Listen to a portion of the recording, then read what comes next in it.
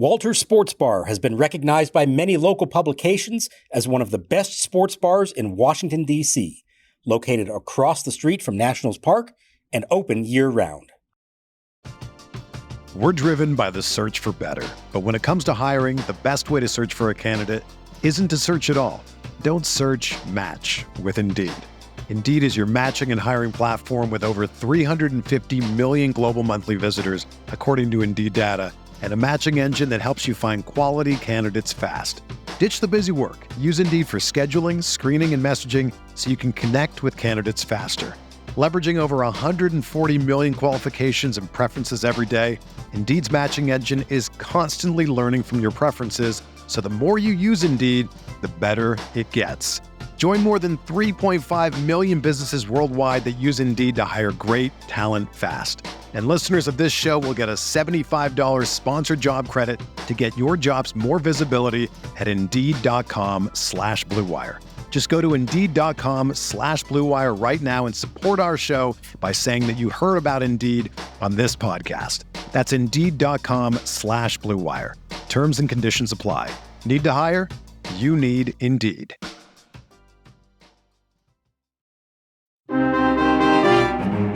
And the pitch swung on. Cole swings and drives it deep to left, down the line. Going, and gone. Goodbye. The Pooh Birds come out at Citizens Bank Park. Bang!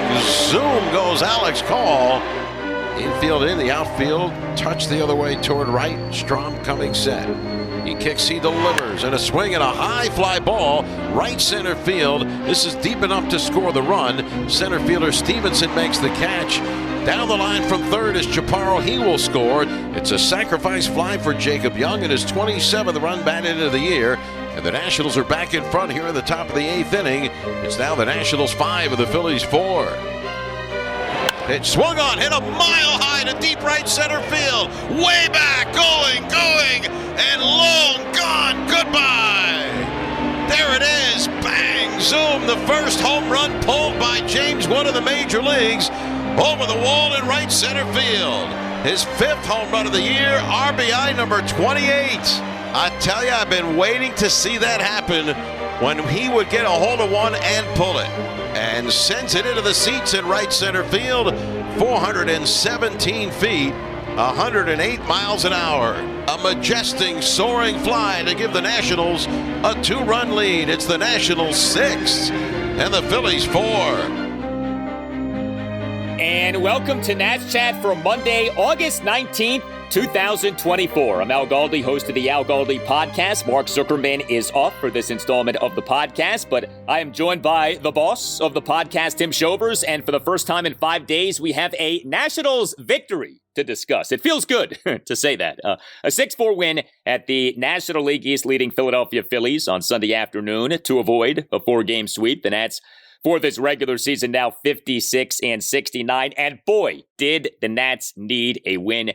And they got it. The Nats in this 6-4 win at the Phillies on Sunday afternoon scored as many runs as the Nats had scored over the first 3 games of the series combined. The Nats in this game, 6 runs, 11 hits, which were 3 home runs, a double, and 7 singles, 5 walks, 2 for 8 with runners in scoring position. James Wood hit a monster home run. Keibert Ruiz homered, continuing his recent surge. Alex Cole homered, continuing his recent surge. And the bullpen got the job done off Jake Irvin, allowing 4 runs in 6 innings. Tim, that was more like it. The Nats needed a win, and they got one. Really good win, Al, on Sunday. It seemed like it was inevitable that they were going to get swept in a 4-game series, which you never want. And the Phillies have been maybe the biggest thorn in the Nats side during the rebuild. You could make an argument for the Marlins, oddly enough, or some of the Braves games, but the Nats have sometimes held their own against the Braves. But the Phillies, they've really struggled with. So I thought there was nice poetry in the 9th inning where Wood hits this mammoth shot, and it's sort of like, hey, yeah, you're much better than us, but this is coming. We got a new era coming. We're going to beat you today, and he's coming back with us next year and the year after that and the year after that.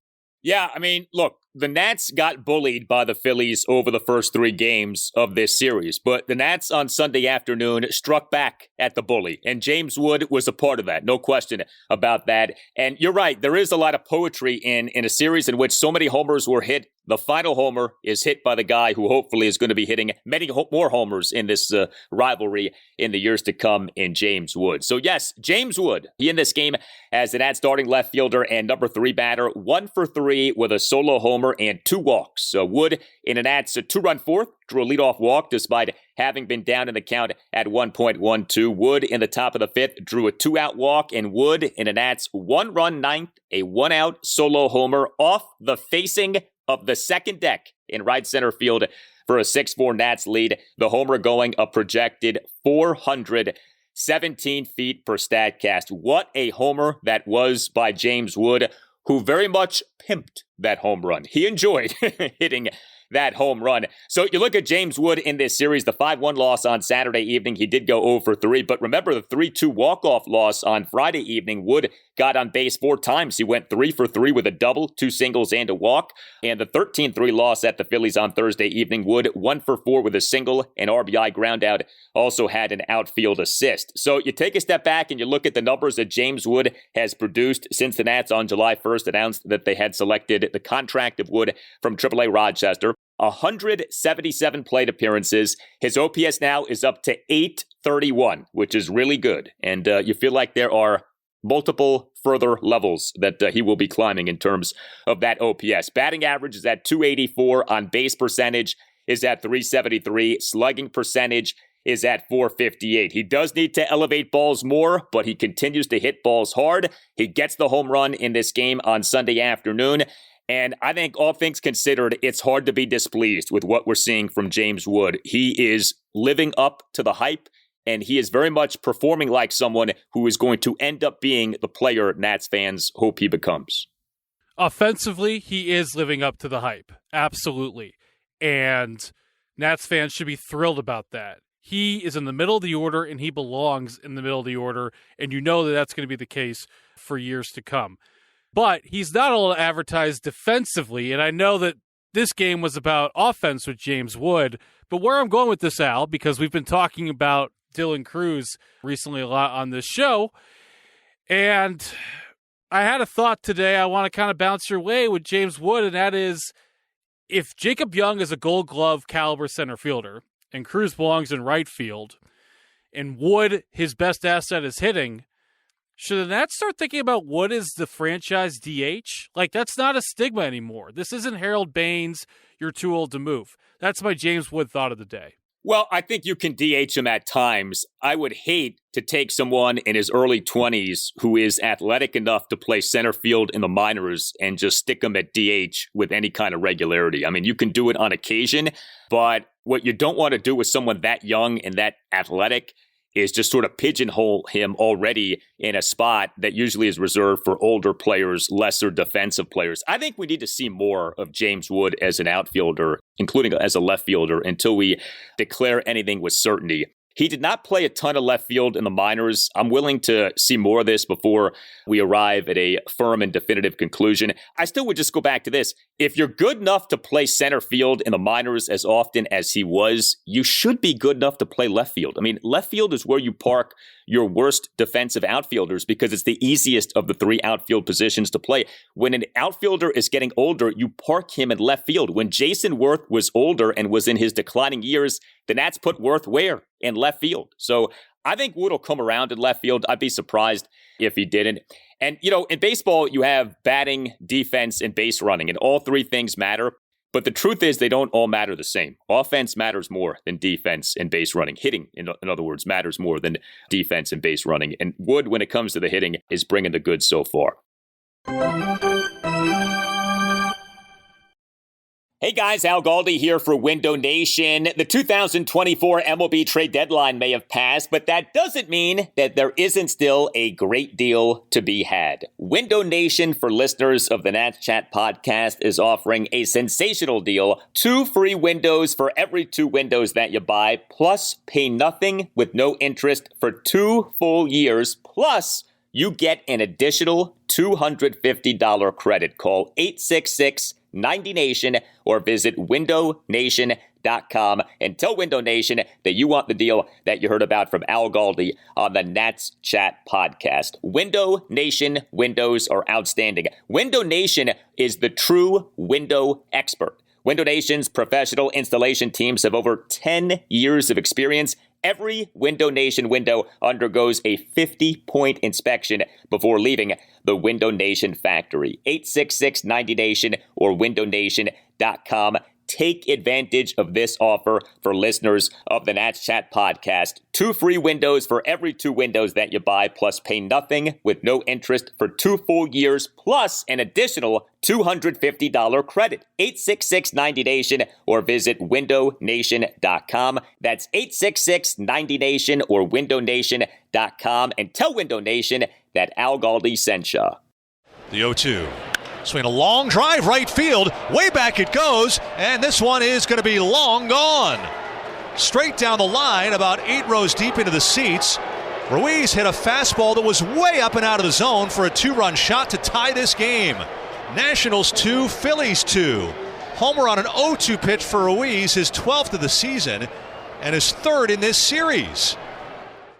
So James Wood, good game on Sunday afternoon. Keibert Ruiz on Sunday afternoon homered again. He is the Nats cleanup batter, went 1 for 5, but the one was a 2-run homer. He and the Nats a 2-run 4th, had a 2-run homer to right field on an 0-2 pitch to tie the game at 2. Remember, Keibert had 2 solo homers in game 1 of this series. Feels like a while ago, but the 13-3 loss at the Phillies on Thursday evening, Ruiz in that game 2 for 4 with 2 one-out solo homers on 1-2 pitches. So we've talked about Keibert Ruiz having a good month of August. His slugging percentage now for this month of August is at .547, having a really good month. So good to see this. Keep it coming. He still has a lot of work to do to make up for his struggles of earlier this season, but very encouraging what we're seeing from Keibert Ruiz these last few weeks. And then speaking of surging, Alex Call homered again.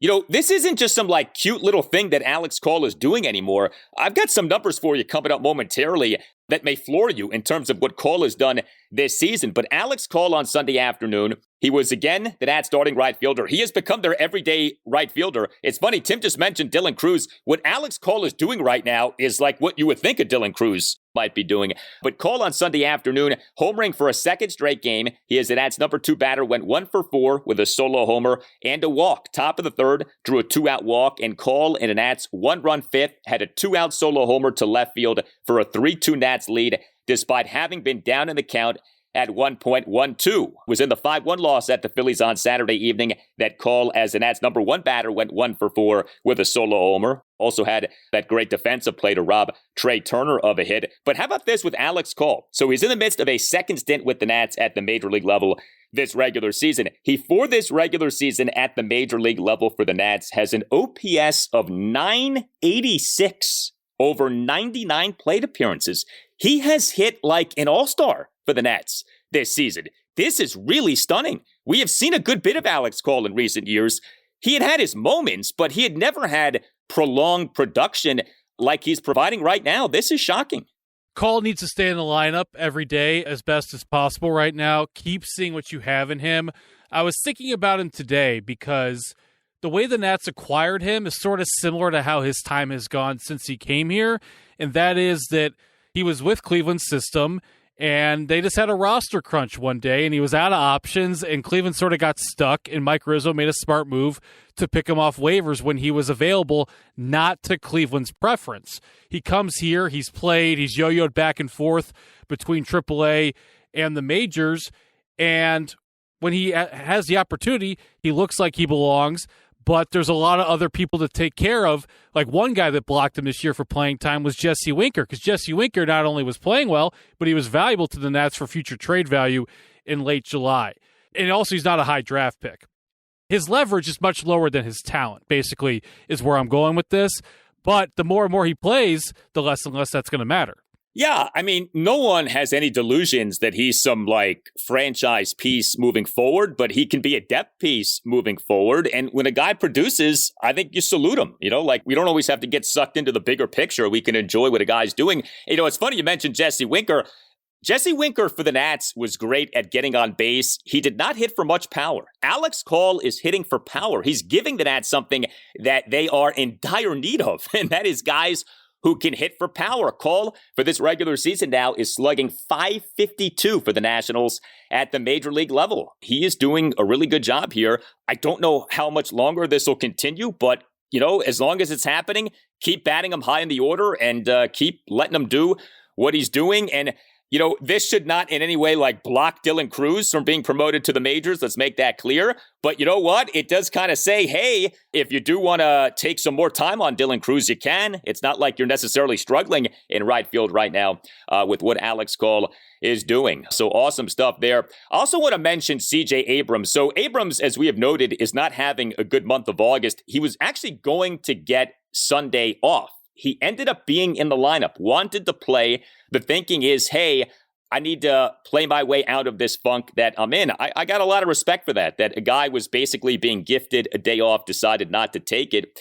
And Abrams ended up having a productive game. Now, there is some complexity to Abrams' game here, but he on Sunday afternoon, as the Nats' #1 batter, went 2 for 4 with 2 singles and a walk. So he got on base 3 times. He went 3 for 4 on stolen bases. So he had 3 stolen bases, though he did get picked off, and that's what accounted for him getting caught in an attempted steal. But Abrams in this game, I thought in a lot of ways was an igniter. And, it's funny what can happen early in a game versus what ends up happening as the game goes on.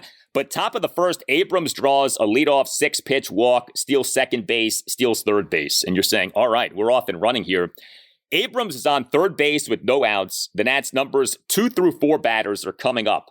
Abrams somehow ended up not scoring in that top of the first. Alex Call and James Wood each struck out swinging, and then Keibert Ruiz grounded out. And I think every Nats fan watching this in real time is like, oh boy, here we go again. Another lifeless offensive performance by this team. But no, the team ended up having a good game offensively, and Abrams ended up getting on base 2 more times. Top of the third, a 2-out opposite field single to left center field on a 1-2 pitch. He then had to steal a second base, although he then did get picked off and caught stealing third base for the 3rd out, and yet another instance of an out on the base pass by the Nats. But Abrams in the top of the 7th, a leadoff first pitch, infield single on a tapper up the middle. Look, he needs to get going in this month of August. He needs to get back to hitting for power. He's chasing way too many pitches out of the zone right now. He's striking out way too much, but I did want to give him respect for playing in this game and for getting on base 3 times and for having those 3 stolen bases. I agree. Franchise shortstop move playing today, recognizing the calendar, the urgency of, hey, let's just avoid getting swept in a 4-game series against our division rivals, and got the off day coming up. We haven't had a lot of travel. The Nats haven't been on an airplane the whole month, basically. So I like the move by Abrams. Tip of the cap there. Yeah, with regards to the Nats schedule, and you actually pointed this out to me off the air a few weeks ago, and it's true. Many more off days for the Nats post-All-Star break than pre-All-Star break. It averages out to close to an off day per week after the All-Star break here. And like you just said, even with the Nats playing a bunch of road games here recently, the 2-game series at the Orioles, this 4-game series at the Phillies, what are we talking about, right? A trip to Baltimore, a trip to Philadelphia. So from a scheduling standpoint, you can't complain if you're the Nats. You're getting off days. You're not having to travel a ton. So, that's not like a viable excuse here for the struggles here lately. They just have not been playing particularly well, but the Nats do get the win on Sunday afternoon. In addition to Abrams having a 2-hit game, Luis Garcia Jr. had a 2-hit game. He is the Nats starting second baseman and #5 batter, went 2 for 5 with 2 singles. Jose Tena, he had a 2-hit game. He is the Nats starting third baseman and #7 batter, went 2 for 4 with a double and a single.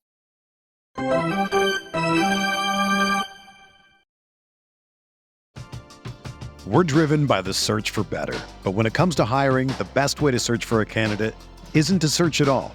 Don't search, match with Indeed. Indeed is your matching and hiring platform with over 350 million global monthly visitors, according to Indeed data, and a matching engine that helps you find quality candidates fast. Ditch the busy work. Use Indeed for scheduling, screening, and messaging so you can connect with candidates faster. Leveraging over 140 million qualifications and preferences every day, Indeed's matching engine is constantly learning from your preferences, so the more you use Indeed, the better it gets. Join more than 3.5 million businesses worldwide that use Indeed to hire great talent fast. And listeners of this show will get a $75 sponsored job credit to get your jobs more visibility at Indeed.com/Blue Wire. Just go to Indeed.com/Blue Wire right now and support our show by saying that you heard about Indeed on this podcast. That's Indeed.com/Blue Wire. Terms and conditions apply. Need to hire? You need Indeed. Sergeant and Mr. Smith, you're gonna love this house. Bunk beds in a closet? There's no field manual for finding the right home. But when you do, USAA Homeowners Insurance can help protect it the right way. Restrictions apply. Here's your AAA report for the game played on Sunday. Dylan Cruz did not play. Brady House 0 for 4 while playing third. A home run for Joey Gallo. Trey Lipscomb, 3 hits for him. And on the mound, Jackson Rutledge, a brief outing. Only 2 1/3 innings. Allowed 3 hits, 4 earned runs. Issued 4 walks, struck out 3, gave up a homer. His ERA is at 6.87. Now back to the show. 0-1 pitch. Swing a high drive, right center field deep. Call back to the warning track, to the wall. This game is tied. Nationals 4, Phillies 4. Back-to-back homers, Stott and Marsh. Number 12 on the season for Marsh. And the lead is gone just like that. Well, the Nats starting pitcher in this 6-4 win at the Phillies on Sunday afternoon was Jake Irvin. It's been kind of an odd last few weeks for Jake Irvin. It certainly has not been all bad. You know, he's not reeling the way that Mackenzie Gore is reeling. I even would say that Irvin has been better than, say, Mitchell Parker, who has been kind of all over the place here lately. But Irvin has not been at his best in recent weeks. That is true. And this start on Sunday afternoon sort of captured this. So he ultimately allowed 4 runs in 6 innings. He gave up 8 hits, which were 3 home runs and 5 singles. If not for the homers, this actually was a pretty good outing. But, you know, that's the old, other than that, how'd you like to play, Mrs. Lincoln? So Jake Irvin in this game, 5 strikeouts versus 1 walk. He threw a lot of strikes, 100 pitches, 66 strikes, 34 balls. But yeah, he gave up 3 home runs.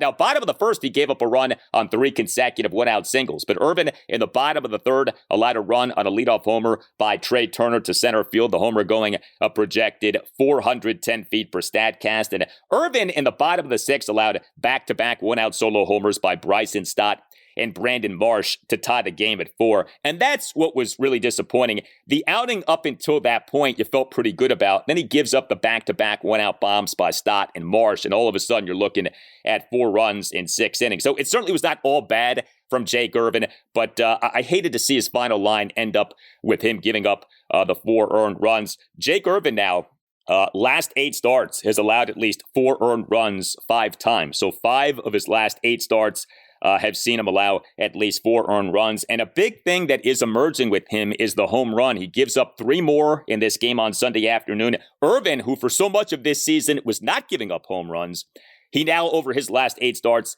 has allowed 14 home runs. So, you know, he's not unraveling, but he certainly is not pitching at that level that had a lot of us, myself included, saying that he deserved to be an all-star this season. He's not at the level that he was at when he dominated the Mets earlier this summer.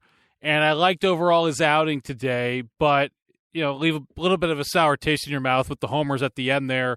And just like Mackenzie Gore, the 6th inning was not his friend this weekend. And, you know, it's kind of just like right now, the Nats starters are 5 and diving, or want to be, but then you got to make up the final 3 or 4 innings out of the bullpen, which is going to be another struggle. So the 6th inning kind of, I think, moving forward is going to continually be sort of this issue for Davey Martinez on what to do.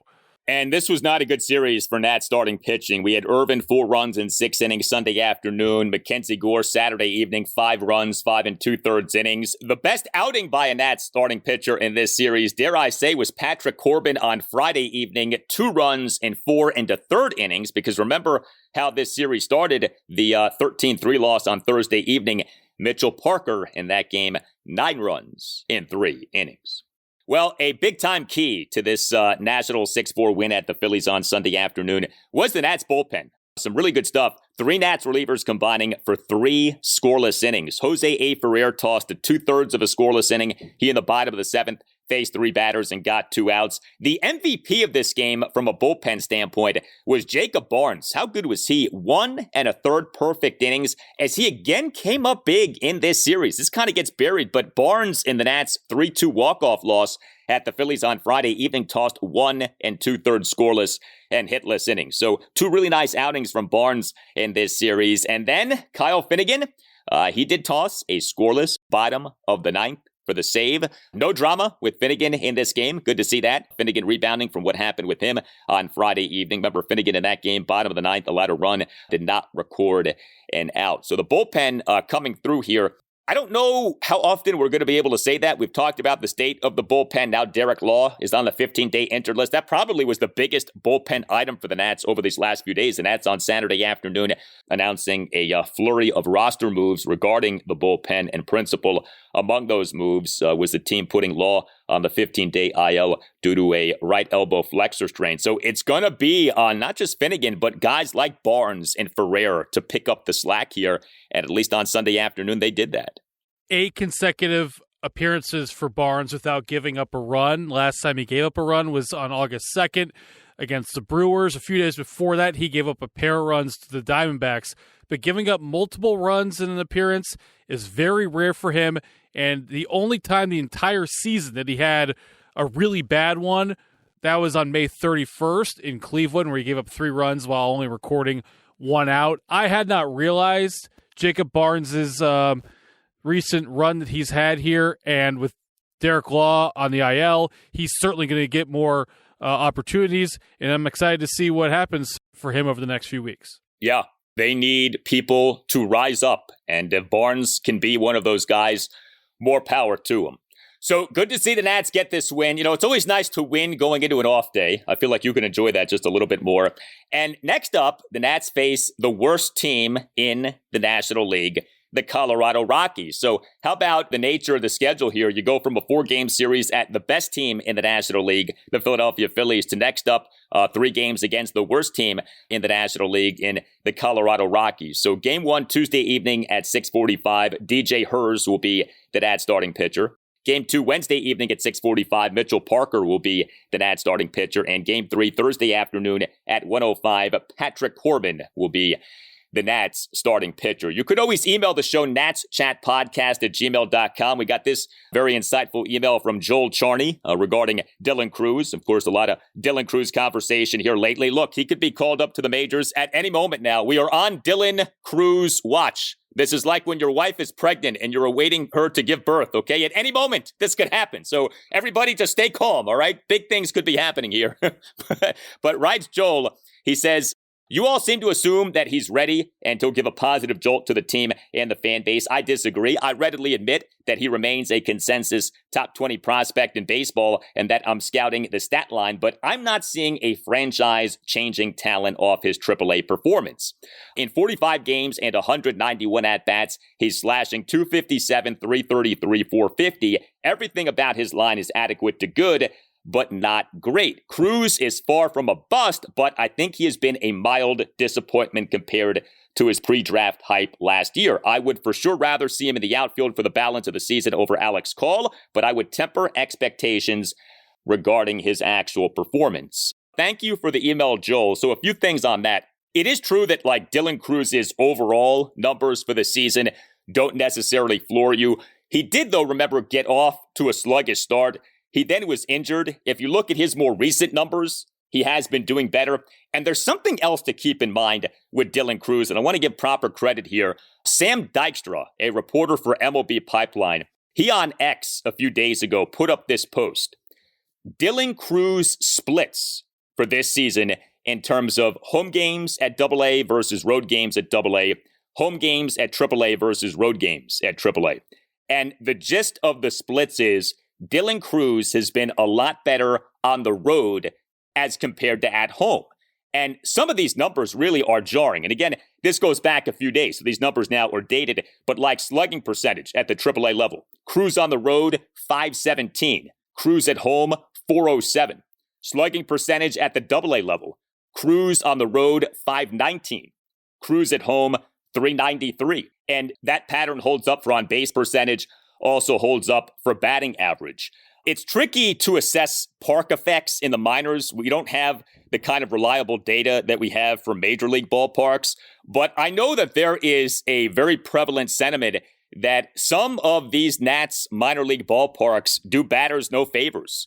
And so when you talk about Rochester and you talk about Harrisburg, that does stand out, that perhaps Cruz's overall offensive numbers are misleading because he's playing in such a pitcher-friendly anti-hitter park in playing for Rochester and previously in playing for Harrisburg. But that post on X from Sam Dykstra caught my attention. These drastic home road splits for Cruz at both the AA and AAA levels this season.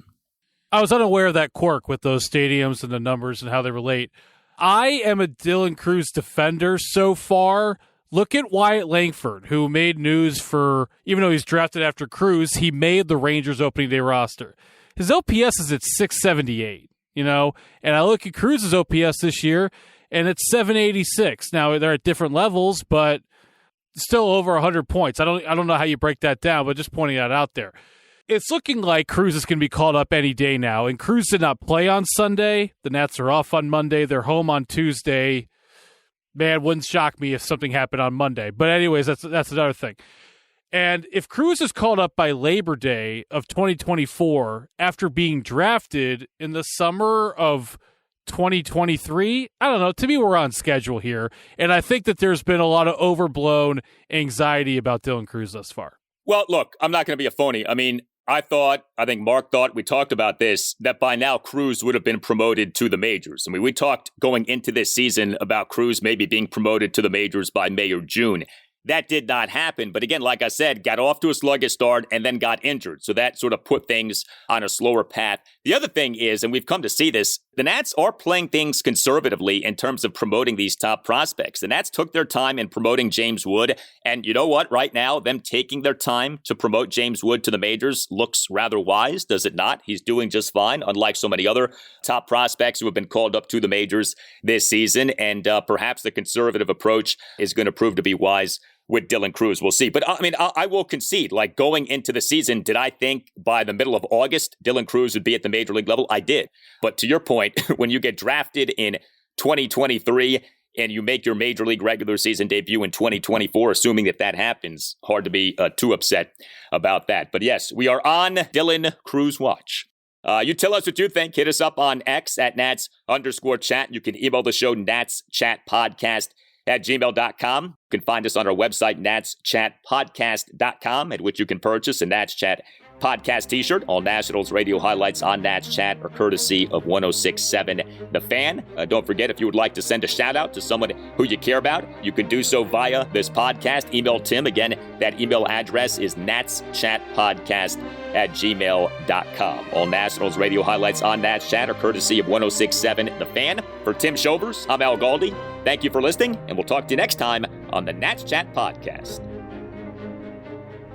Someone who went on to have a post-baseball career as a scout, as Cruz drills one to left center field. Going back is Tirada in front of the warning track at the wall, and it's gone. Cruz hits the solo home run. Second homer in as many days. Trims the Red Wing deficit down to 2-1.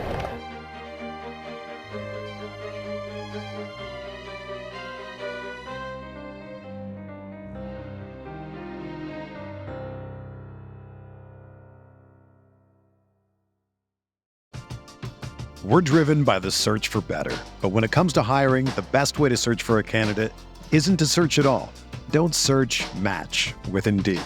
Indeed is your matching and hiring platform with over 350 million global monthly visitors, according to Indeed data, and a matching engine that helps you find quality candidates fast.